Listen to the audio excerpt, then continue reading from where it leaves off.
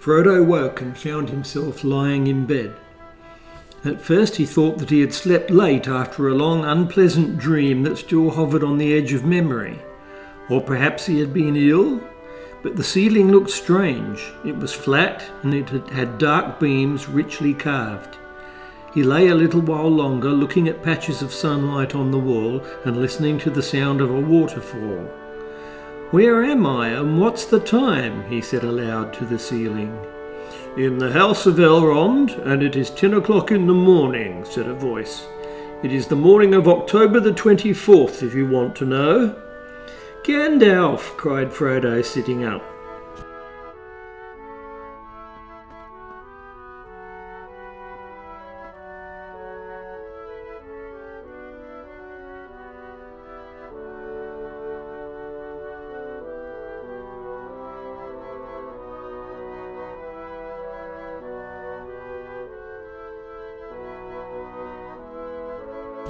Frodo was now safe in the last homely house east of the sea. That house was, as Bilbo had long ago reported, the perfect house whether you like food or sleep or storytelling or singing or just sitting and thinking best, or a pleasant mixture of them all. Merely to be there was a cure for weariness, fear and sadness.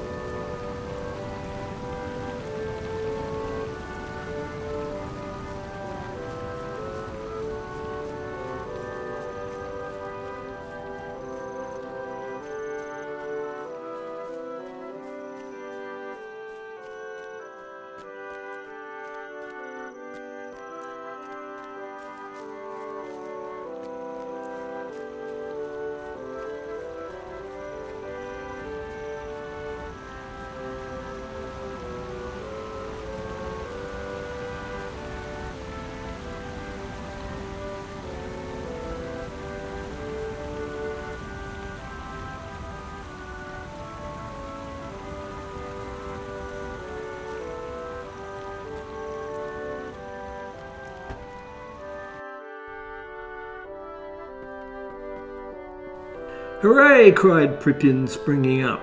"Here's our noble cousin.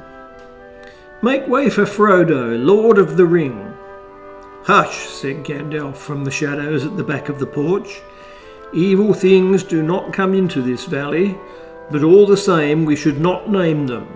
The Lord of the Ring is not Frodo, but the Master of the Dark Tower of Mordor, whose power is again stretching out over the world.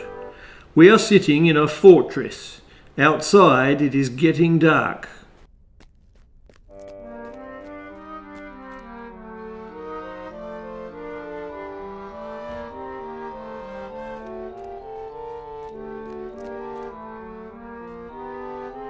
At length the feast came to an end. Elrond and Arwen rose and went down the hall, and the company followed them in due order. The doors were thrown open, and they went across a wide passage and through other doors, and came into a further hall. In it were no tables, but a bright fire was burning in a great hearth between the carven pillars upon either side. Frodo found himself walking with Gandalf. "This is the Hall of Fire," said the wizard. "Here you will hear many songs and tales, if you can keep awake. But except on high days it usually stands empty and quiet, and people come here who wish for peace and thought. There's always a fire here all the year round, but there is little other light."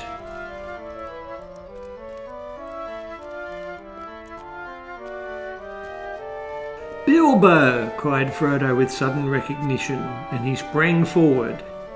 "Hello, Frodo, my lad," said Bilbo. "So you've got here at last. I hoped you would manage it. Well, well."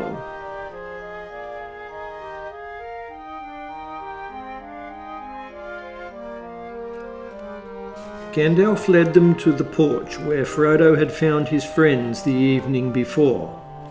Elrond was there, and several others were seated in silence about him, and in a corner alone Strider was, clad in his old travel-worn clothes again. There was a younger dwarf, Glóin's son Gimli. There was also a strange elf clad in green and brown, Legolas, a messenger from his father, Thranduil, the king of the elves of northern Mirkwood. And seated a little apart was a tall man with a fair and noble face, dark-haired and grey-eyed, proud and stern of glance. On a baldric he wore a great horn tipped with silver that now was laid upon his knees.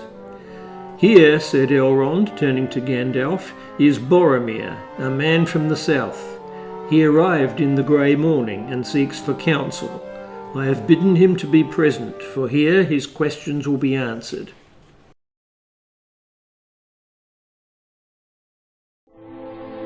Elrond has healed Frodo of his Morgul wound, and now the time has come to decide the fate of the One Ring.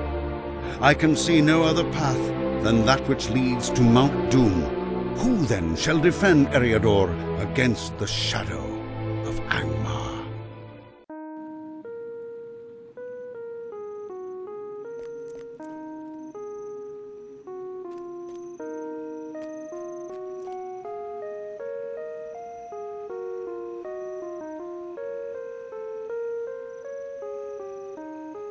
Gandalf addressed the council. "Not far from Bree I came upon a traveller sitting on a bank beside the road with his grazing horse beside him. It was Radagast the Brown, who at one time dwelt at Rosgobel near the borders of Mirkwood. He is one of my order, but I had not seen him for many a year. 'Gandalf,' he cried, 'I was seeking you, but I am a stranger in these parts. All I knew was that you might be found in a wild region with the uncouth name of Shire.' 'Your information was correct,' I said, 'but do not put it that way if you meet any of the inhabitants. You are near the borders of the Shire now, and what do you want with me? It must be pressing. You were never a traveller unless driven by great need.' 'I have an urgent errand,' he said. 'My news is evil.' Then he looked about him as if the hedges might have ears. 'Nazgul,' he whispered, 'the Nine are abroad again. They have crossed the river secretly and are moving westward. They have taken the guise of riders in black.' 'Who told you, and who sent you?' I asked. 'Saruman the White,' answered Radagast, 'and he told me to say that if you feel the need he will help. But you must seek his aid at once or it will be too late.' And that message brought me hope, for Saruman the White is the greatest of my order. Radagast is, of course, a worthy wizard, a master of shapes and changes of hue, and he has much lore of herbs and beasts, and birds are especially his friends. But Saruman has long studied the arts of the enemy himself, and thus we have often been able to forestall him. It was by the devices of Saruman that we drove him from Dol Guldur. It might be that he had found some weapons that would drive back the Nine.'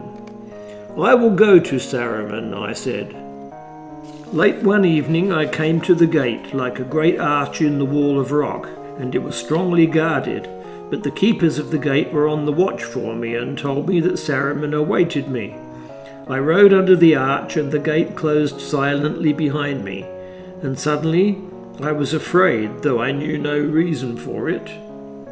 But I rode to the foot of Orthanc and came to the stair of Saruman, and there he met me and led me up to his high chamber. He wore a ring on his finger. 'So you have come, Gandalf,' he said to me gravely, but in his eyes there seemed to be a white light, as if a cold laughter was in his heart. 'Yes, I have come. I have come for your aid, Saruman the White.' And that title seemed to anger him. 'Have you indeed, Gandalf the Grey?' he scoffed. 'For aid? It has seldom been heard of that Gandalf the Grey sought for aid, one so cunning and so wise, wandering about the lands and concerning himself in every business, whether it belongs to him or not." I looked at him and wondered. "But if I am not deceived," said I, "things are now moving which will require the union of all our strength." "That may be so," he said, "but the thought is late in coming to you. How long, I wonder, have you concealed from me, the head of the council, a matter of greatest import? What brings you now from your lurking place in the Shire?" "They took me and they set me alone on the pinnacle of Orthanc, in the place where Saruman was accustomed to watch the stars. So it was that when summer waned there came a night of moon, and Gwaihir the Windlord, swiftest of the great eagles, came unlooked for to Orthanc, and he found me standing on the pinnacle. Then I spoke to him, and he bore me away before Saruman was aware." Saruman the White has become the jailer of Mordor. It was he who orchestrated my capture and imprisoned me atop Orthanc. Gwaihir the Windlord came to my rescue and saved me from this accursed tower.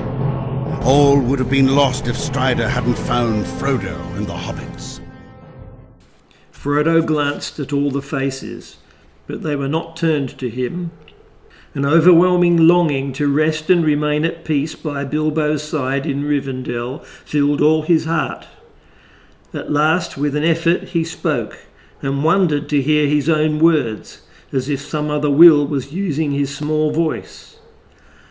"I will take the ring," he said, "though I do not know the way."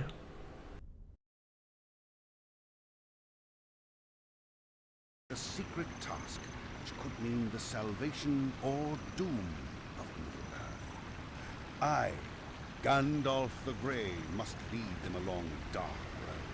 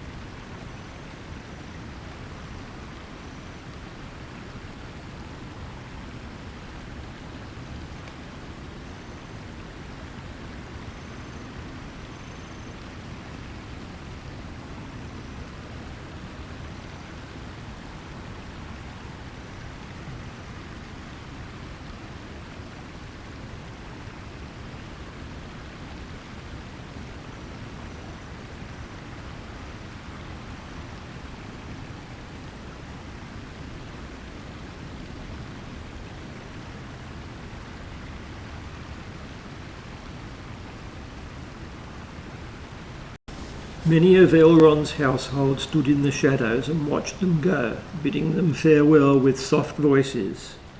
There was no laughter and no song or music. At last they turned away and faded silently into the dusk.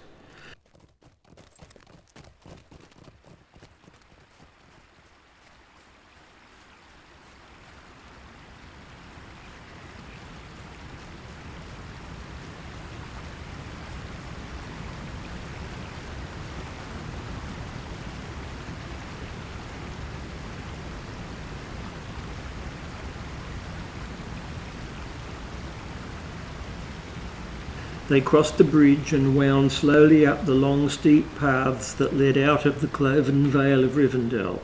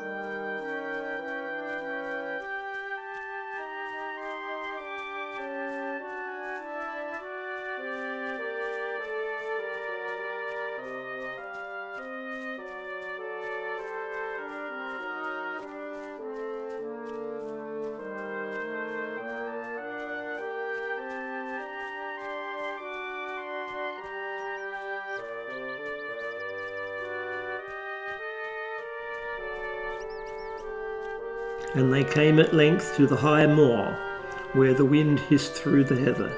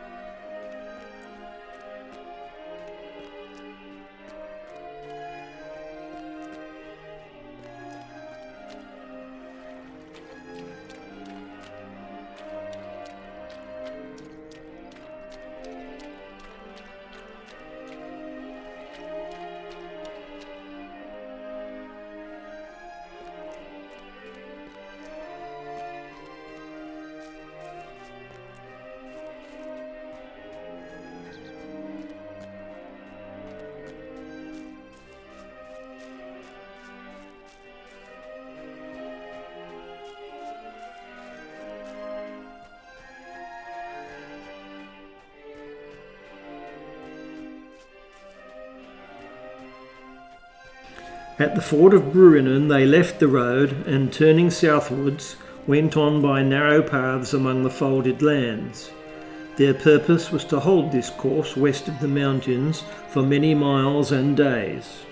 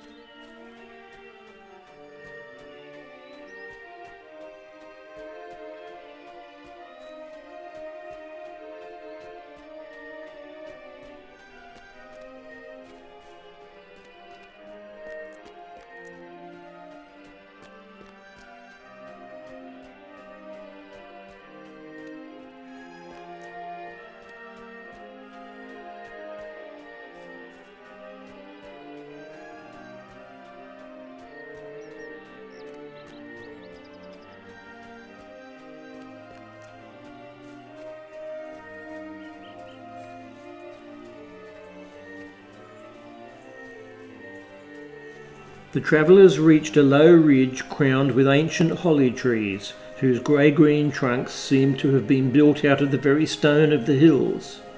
Their dark leaves shone, and their berries glowed red in the light of the rising sun.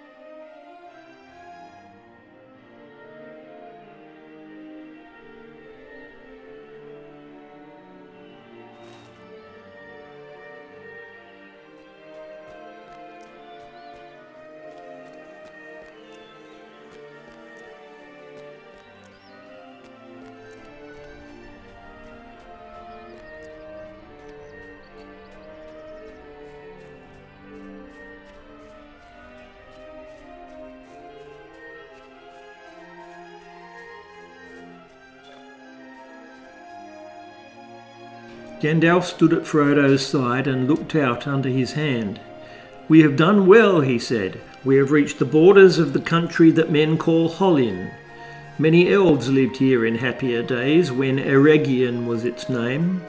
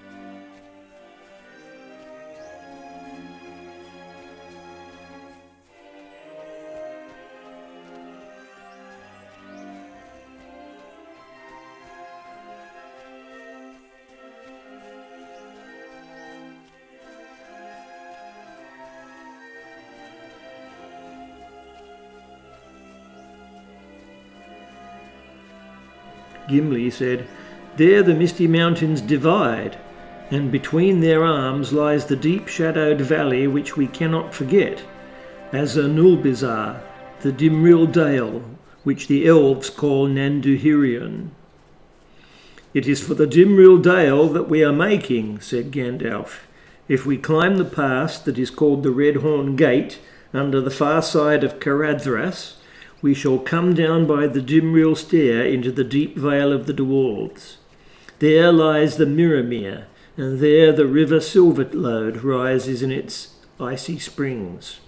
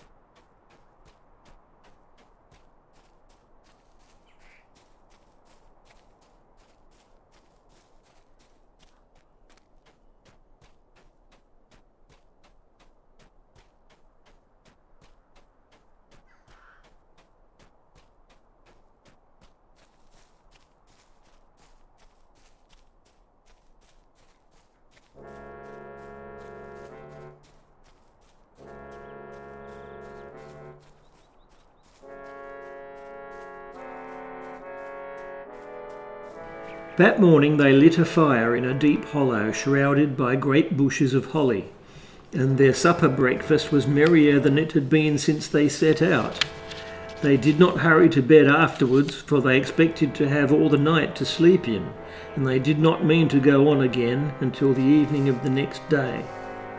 At dusk the company set out, and turning now half east, they steered their course towards Caradhras, which far away still glowed faintly red in the last light of the vanished sun.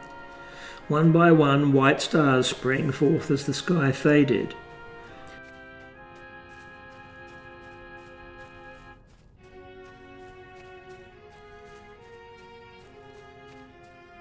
Guided by Aragorn, they struck a good path. It looked to Frodo like the remains of an ancient road that had once been broad and well planned from Hollin to the mountain pass.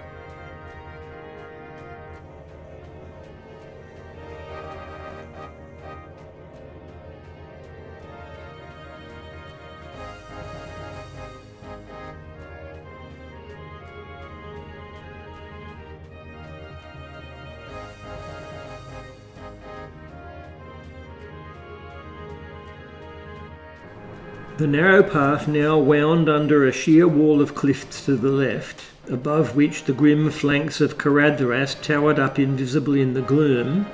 On the right was a gulf of darkness where the land fell suddenly into a deep ravine.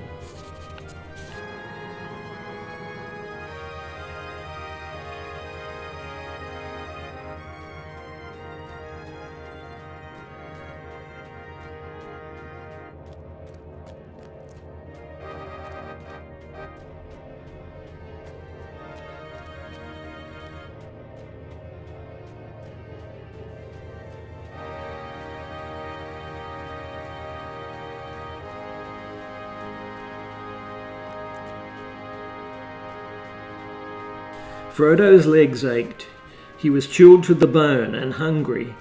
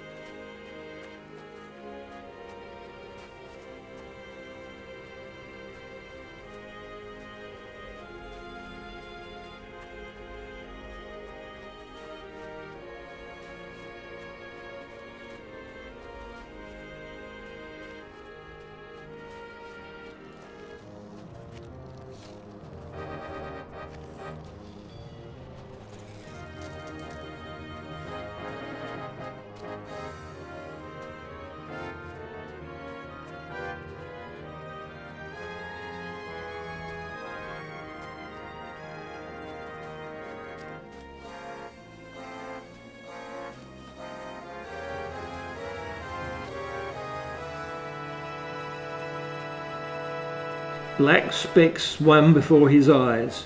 He rubbed them, but the black specks remained. In the distance below him, but still high above the lower foothills, dark dots were circling the air. "The birds again," said Aragorn, pointing down. "That cannot be helped now," said Gandalf. "Whether they are good or evil, or have nothing to do with us at all, we must go down at once. Not even on the knees of Caradhras will we wait for another nightfall." A cold wind flowed down behind them as they turned their backs on the Redhorn Gate and stumbled wearily down the slope. Caradhras had defeated them.